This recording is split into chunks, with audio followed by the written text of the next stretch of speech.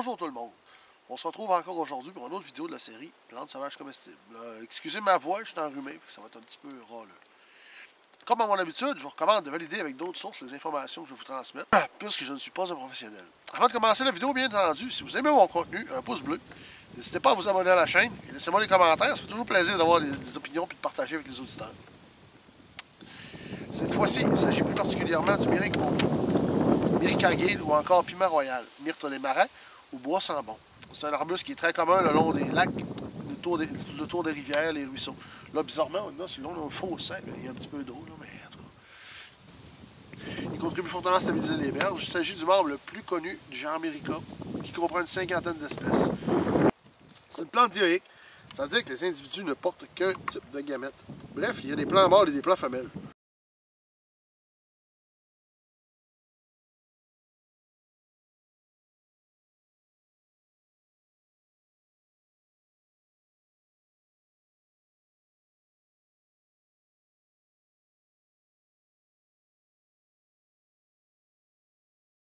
Très facile à reconnaître de par sa forte odeur résineuse caractéristique, la forme de ses feuilles qui ont la base effilée et le bout élargi légèrement dentelé.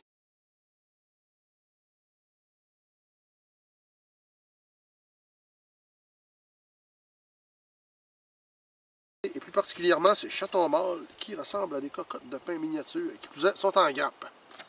Ces feuilles en infusion possèdent entre autres des propriétés diurétiques, soulagent les maux d'estomac, la fièvre et les affections bronchiques mineures. C'est également un bon tonifiant pour le foie et le sang. Selon les traditions amérindiennes, il s'agit du thé du rêve lucide. Je vous laisse expérimenter sur ce point. Son utilisation dans l'industrie alimentaire ne date pas d'hier, puisqu'il a longtemps été utilisé dans la bière avant l'utilisation du houblon, afin de parfumer celle-ci et d'en, paraît-il, prolonger la conservation.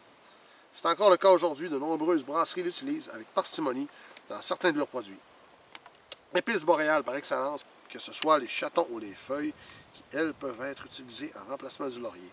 Il est aussi énormément utilisé en parfumerie. On dit qu'elle possède des propriétés insectifuges naturelles. Dossier à suivre car nous allons faire des tests sur ce sujet. Il a aussi longtemps été utilisé comme teinture. Attention aux femmes enceintes, il est contre-indiqué pour vous de consommer cette plante. Comme vous pouvez voir, j'utilise des pinces coupantes, des ciseaux, des sécateurs, ça ferait très bien. On sectionne le chaton juste à sa base, comme ça.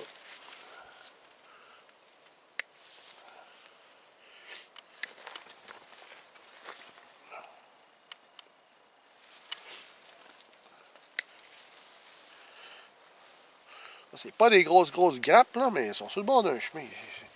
C'est bizarre un peu, mais c'est ça, elles sont là.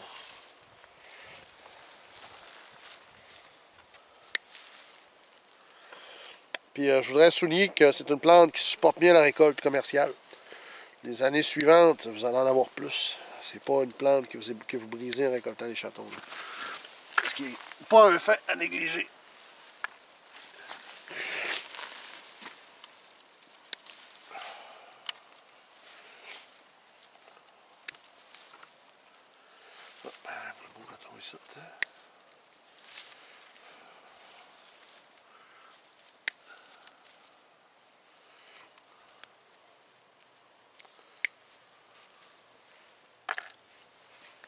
Si vous aimez cette vidéo, n'oubliez pas le pouce en l'air et abonnez-vous à la chaîne. Merci.